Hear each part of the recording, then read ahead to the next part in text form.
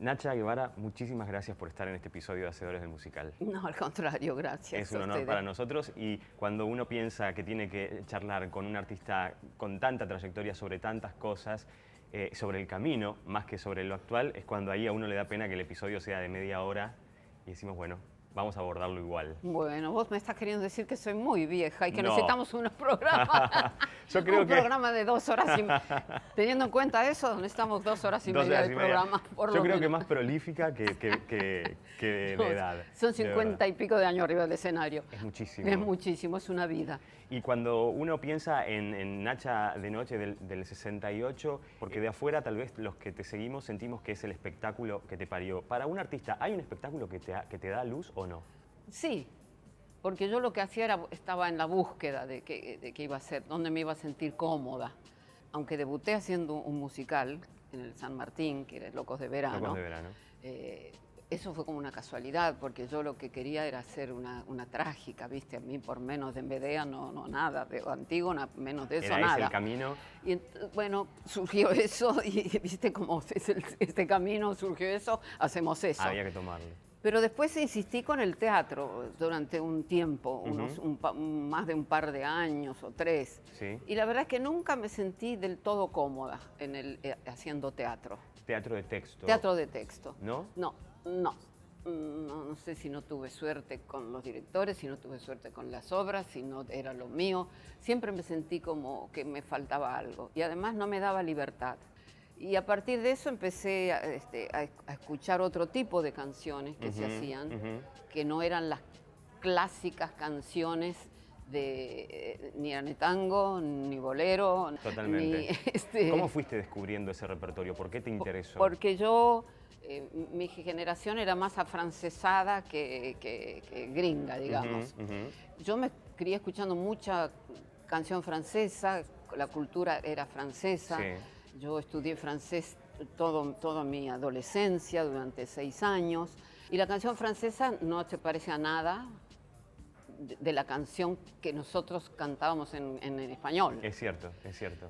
Y a mí me interesaba lo que decían, cómo lo decían, qué temas trataban, no eran nada convencionales, eran muy atrevidos, muy insolentes, muy cotidianos, muy comprometidos. Entonces lo que hice fue empezar a traducir ese material. Tenías la necesidad de contar eso mismo acá. Exacto. ¿No? Porque... de contar eso mismo y de elegir qué decir. Exactamente. Entonces hubo un ciclo en el Teatro Payró, Sí. donde debutó Mercedes Sosa, Facundo Cabral, y se llamaba Encuentros con la Nueva Canción. Sí. Entonces yo pude juntar 12 canciones y una de esas noches yo canté esas 12 canciones. Ya traducidas por vos. Ya traducidas. Y esa fue la primera vez que yo me sentí libre sobre el escenario. Yo dije, es por aquí. Y ahí es donde empieza mi relación con la música y el teatro. Es decir, Así lo descubrís. así lo descubrí. ¿El Ditela es un espacio que te llegó como anillo al dedo para experimentar algo que vos estabas necesitando experimentar o fue alguien que te despertó experimentar todo eso? Las dos cosas, porque el instituto despertaba eso, pero no lo despertaba en todo el mundo. Lo despertaba en ciertas personas que estaban listas para equivocarse. La mayor virtud del Ditela fue dar permiso para equivocarse, que es lo que hoy no hay. Por eso la mediocridad. Claro. Porque en la ciencia y en el arte es ensayo y error. No podés ir no hay fórmula segura. Entonces, cuando la fórmula pretende ser segura, entre comillas, porque también se dan la cabeza contra la pared, pero Sí. creen que van a lo seguro, Sí. Ahí muere. Y el permiso que teníamos era como el lema, como mantra, sería podés equivocarte. Claro. En el momento nosotros éramos muy jovencitos y lo aprovechamos a full, lo vivimos a full, pero no fuimos conscientes del regalo que eso significaba. Nos pareció que era natural, que era lo que... Que así era, ¿no? Que así era. Que así era. ¿Viste? Y lo disfrutamos muchísimo. Entonces, pero no nos dimos cuenta del poder que eso tenía. En ese riesgo En su momento vos hiciste también avalada por el Ditela Anastasia Querida. Anastasia Querida, sí. ¿Eso era un riesgo? En todo sentido. En todo sentido. Sí, era un riesgo estético porque era un disparate, digamos, de algún modo. Riguroso, porque siempre he sido rigurosa con mis disparates, pero el material era, porque estábamos en el gobierno de Onganía y era contra la censura. Habían pocos meses antes, habían decretado una ley de censura. Claro. Y entonces, con Ernesto Yo, que ya me había escrito un tango para Nacha de Noche, para el primer Nacha de Noche, él hizo una canción que se llamaba Anastasia Querida, porque en Francia a la censura se la llama la tía Anastasia. Sí. Entonces él hizo una letra de una canción que se llamaba Anastasia Querida, y ese fue el origen de ese espectáculo. Sí. Y a raíz de ahí, a Favero se le ocurrió hacer con eso una marcha militar, era una marcha militar, y era el leitmotiv del espectáculo. Y ahí había mucho material de Boris Vian, de Jacques Brel, material muy agudo, muy agresivo, muy y puede ser como anarquista, digamos. Como anarquista. Si tuviera que darle una ideología, era anarquista.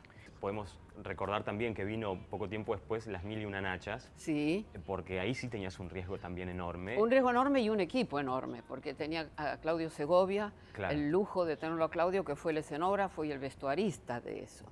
Y estaba Favero, y estaba Antoine San Martín, que era una buena coreógrafa de esa época, y un productor que creyó en eso, ¿viste? Y arriesgó en un teatro que era el Margarita Xirgu, pero que había estado deshabitado no sé cuánto tiempo, que no tenía ni cartel en la puerta, y fue un éxito enorme, enorme. Era un espectáculo extraordinario, la verdad que fue un espectáculo extraordinario. Y sin cartel en la puerta y escondido ya en la calle de Chacabuco, el primer sábado agotamos las localidades, porque no solo había un grupo de artistas que estaban más locos, que buscaban cosas nuevas, también había un público que acompañaba eso, porque una cosa sin la otra es imposible. Y había una prensa que algunos nos decían las cosas más atroces, pero otros empujaban de alguna manera a que esto se conociera, se expandiera. Fue un movimiento en realidad. ¿Ese público está cuando eso se ofrece? ¿O se puede ofrecer y el público va a aparecer? No sé si... Sí, entiendo. Yo siempre creo que las cosas vienen de abajo para arriba. Y que, digamos, en todo, el líder surge, el artista surge cuando está la necesidad, cuando ya la necesidad está creada, aunque no esté manifestada. El artista la manifiesta, pero la necesidad está ya, si no, es imposible. Nacha, después, bueno, vino la etapa de tu exilio, que todos la conocemos. Fue un exilio, por supuesto, con el dolor de los exilios, me imagino. Por supuesto. Pero que fue muy prolífico artísticamente también. Sí, fue muy prolífico. Y lo diré siempre, es la experiencia de vida que más me ha enseñado es el exilio, y a la que le estoy profundamente agradecida. No a quienes la provocaron. Claro.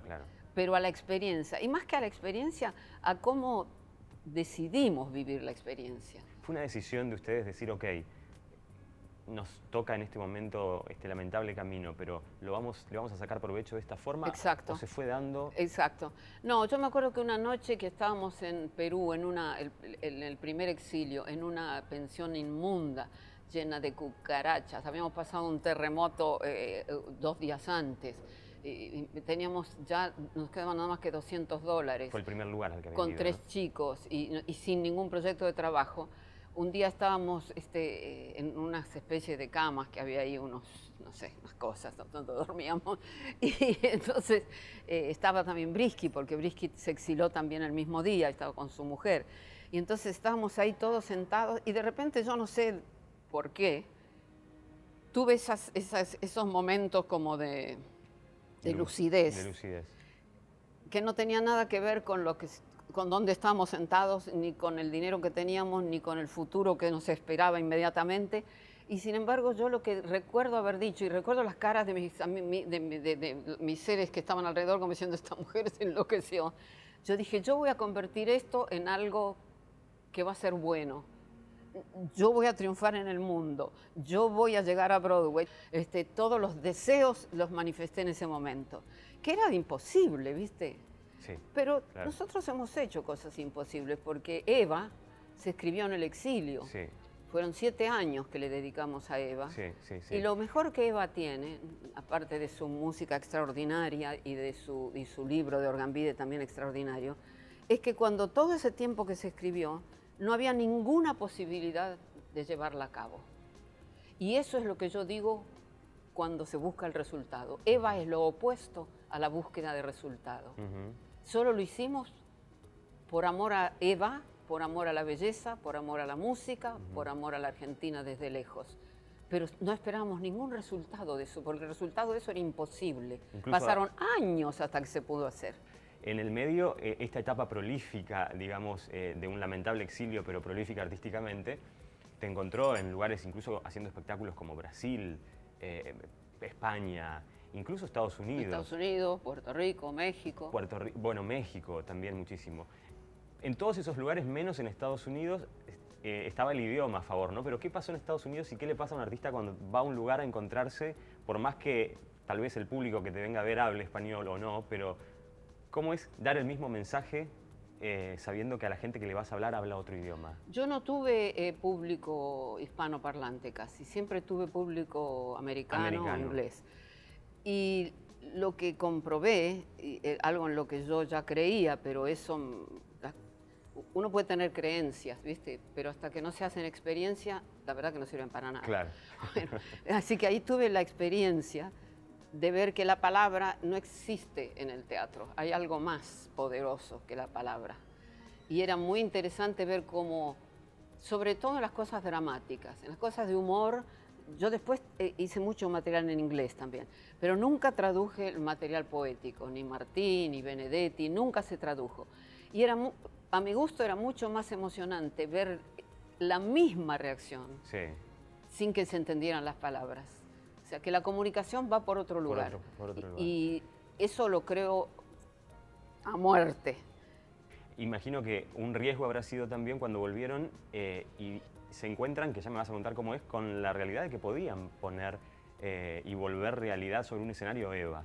Sí, pero nos equivocamos. ¿Por qué? Porque era muy temprano y no, primero que fue un fracaso y segundo que me quitó mucho público, porque todavía estábamos, porque nosotros hemos vivido en la grieta eternamente. Nuestro modo de operar y de convivir está desde siempre. ¿Funciona así? Sí, funciona así. ¿Y qué grieta viste vos al poner, con tu público digo, al poner Eva? Y bueno, que no iban o que me lo decían por la calle o que decían, sí, nos gusta mucho lo que haces, pero no vamos a ir a ver ese musical. Y bueno, eso fue así. Digo. ¿Por el mensaje? ¿Por la historia? No, porque en realidad el mensaje no lo conocían, porque no sabían que era la obra. No habían ido. La obra no es una obra partidista, la obra muestra las contradicciones de esta mujer, lo cual la hace más grande, porque contradicciones tenemos todos. Claro.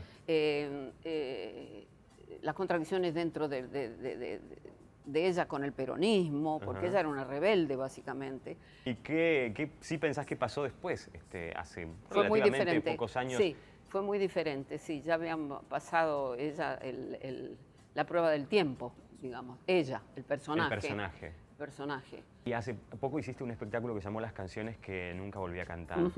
Primero, si podés identificar por qué nunca las volviste a cantar, ¿qué uno va dejando como artista atrás y por qué? Si es porque el mensaje no me parece para hoy o porque me cansé, digo, ¿por qué nunca las volví a cantar? Porque a mí me gusta el cambio, a mí me gusta cambiar, no solo por afuera, sino por dentro, ¿viste? Y creo en cambiar todo el tiempo, porque hoy ya no soy la misma de ayer. Entonces, me gusta cambiar, me gusta experimentar cosas que no he hecho antes, pero tampoco fue un mandato que dije, quiero cambiar, quiero hacer esto. Me dejé llevar por la vida, por lo que venía, por lo que sucedía. Me dejé llevar en ese sentido. Y entonces hice experimentos, como heavy tango, claro. hice cosas que eran como locas, y enhorabuena, y las extraño ahora, porque ahora es mucho más difícil. Es más difícil. También pienso en la gente joven. Si bien nosotros vivíamos bajo dictaduras, hoy las dictaduras son mucho más solapadas, son dictaduras, son mandatos. Son mandatos. Pero son dictatoriales también, porque te dicen cómo pensar, cómo vestirte, qué hamburguesa comer, qué gaseosa tomar, qué zapatillas usar, y otras cosas más complejas también. Así que lo que pasa es que nosotros nos dábamos cuenta en ese momento de la manipulación. Hoy no. Hoy no, está armado el sistema de un modo que no te das tanto cuenta de que está siendo manipulado a hacer determinadas cosas. Y alguien que quiera hablar con su voz propia, hoy, le puede costar mucho, más que nos costó a nosotros. ¿Sí? ¿Crees que más? Sí, porque el sistema está más amurallado. Puedes quedar fuera, tal vez, del circuito o del sistema. Sí, puedes quedar fuera del sistema, sí. Cosa que tal vez no están esos espacios de contención para eso. Bueno, sí, claro, no está el Ditela, no por está el ejemplo. Ditela, claro. Pero tampoco... En los teatros off, Sí. todavía ahí hay... Eso te iba a decir. Sí, ahí sí hay un movimiento interesante. Y porque dijiste Benedetti, me acuerdo de esa etapa colaborativa enorme Sí. y tan linda que todos agradecemos. ¿Cómo se formó? Eso se formó... Yo leía mucho los poemas de la oficina de él, porque tuve un padrastro que era oficinista. Ajá. Y ese mundo que él reflejaba con tanto amor, con tanto conocimiento de la conducta, de los sueños no realizados, me conmovía muchísimo. Y siempre me daba vuelta en la cabeza que esas serían unas canciones divinas. Y un día fuimos a Uruguay, al Galpón, al Teatro del Galpón. Sí. Y cuando salimos, hacíamos un espectáculo, no sé si este es el año que es, o un hacha de noche, no recuerdo. Y cuando salimos, nos estaba esperando Mario Benedetti. Y estaba con su portafolio, porque siempre tuvo el oficinista incluido. Sí, es cierto. Y entonces... Estuvo en la platea. Había bien... Nosotros no estamos enterados. Ah. Entonces nos estaba esperando y nos dijo, me gusta mucho lo que hacen ustedes. Es muy lindo lo que hacen ustedes. Y yo inmediatamente ahí asocié mi viejo anhelo de las canciones de la oficina y le dije, yo adoraría poder hacer esas canciones, y ahí nació toda una relación que duró años y que tuvo como 40 canciones, algunas de ellas extraordinarias. Como De qué se ríe, Por qué cantamos, Vuelvo, Te quiero. Bueno, ahí hay un material riquísimo. Enorme. ¿Cómo es una colaboración así y a la distancia? Él enviaba el material escrito, ustedes le ponían la música, ustedes le pedían sobre qué querían hablar. No, nosotros íbamos, por ejemplo, a Uruguay y en la casa de él nos juntábamos y trabajábamos al principio sobre poemas que ya estaban hechos.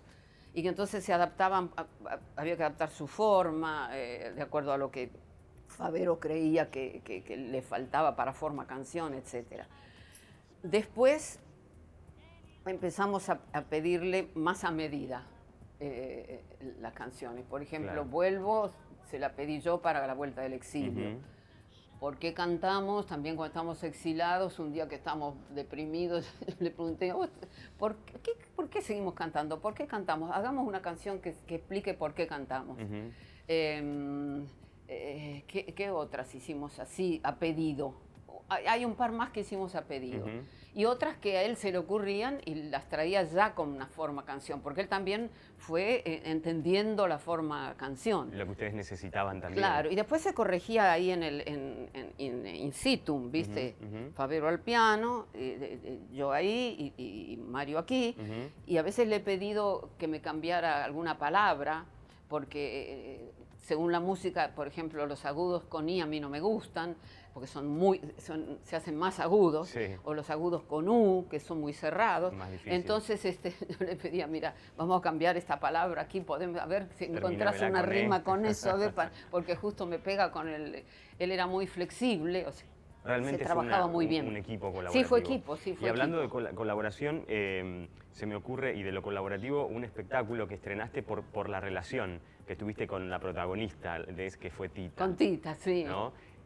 Evidentemente también tenés la facilidad, podría decir, o inspiración para poder hacer de historias muy nuestras un musical bien hecho, digamos, un musical realmente con formato de musical. Sí, y en pero ese con caso ustedes. utilizando toda música original de ella, digamos. Exactamente. Ahí había poca música original, había música incidental y eso, pero era utilizando sus canciones como su historia. Sí. ¿Cómo fue interpretar a alguien que además había sido, no sé si llamarlo tu amiga o vos la llamás así, pero con... No sé si amiga, porque Tita era tremenda, Sí. sí.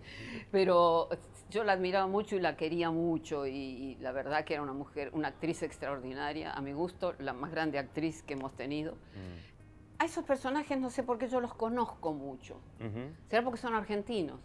Y los dos son muy argentinos, ¿viste? Es difícil imaginarse inglesa a Tita Merelo, ¿verdad? Totalmente, o sea, es arrabalera. ¿No? Claro, y es un mundo que yo conozco, que vi en mi infancia. O sea, están muy ligados a mi infancia los dos personajes, tanto Eva como Tita, y a lo que yo vi, presencié. Y tienen cosas en común, porque vienen de orígenes muy, muy humildes, llegan a lugares inesperados, son indomables. Tita fue difícil de interpretar todas las noches porque Tita nunca fue feliz. Claro.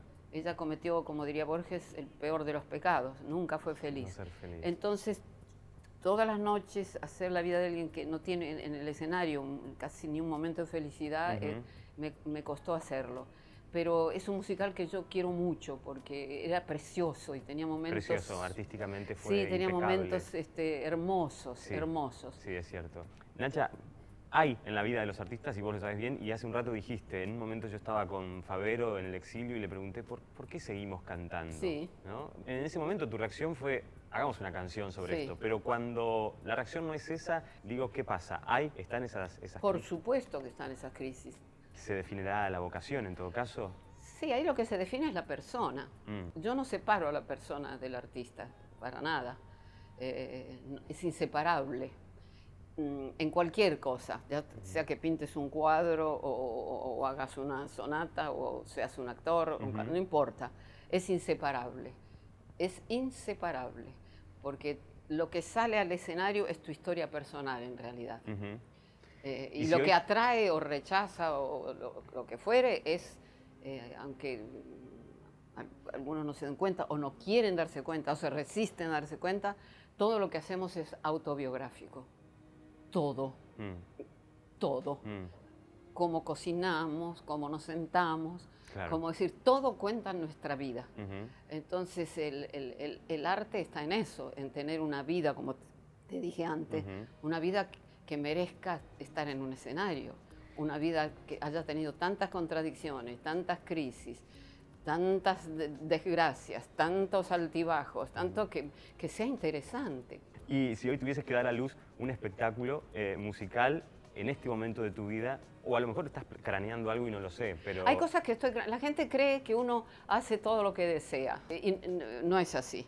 De 10 cosas que presentás o que soñás o que inclusive trabajás y las desarrollás, 8 tal vez no sucedan nunca.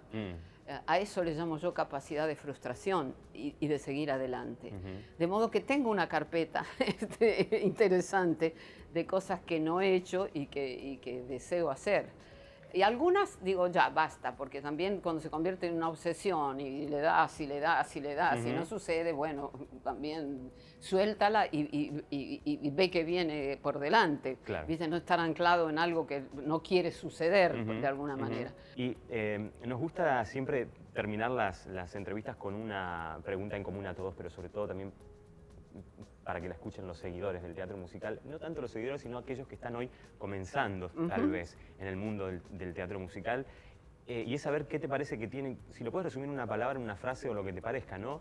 Que imagino que tiene que ver también mucho de lo que has dicho, pero que tiene que tener alguien para mantenerse en este camino, más allá de cantar bien, bailar bien, actuar bien y tener el talento para hacer bien eso. ¿Qué es eso otro que no te debería faltar? Porque si no... Suerte. ¿Suerte? Existe el factor suerte, claro. Todo eso más suerte. ¿Vos la has tenido? A veces sí, a veces no. Pero evidentemente ha sido más veces las que sí, por lo menos como lo hemos recibido como Como los ustedes lo han espectadores. recibido, sí, sí. Porque de nuevo, ustedes han visto solo lo que logré. La punta del iceberg. Exacto, no han visto todo lo que no logré. Que ha sido igual muy inspirador para todos nosotros. Lo que les diría a los jóvenes es, acostúmbrese a escuchar la palabra no y a seguir adelante. Nacha, muchísimas gracias. A ustedes. Gracias por Gracias. estar.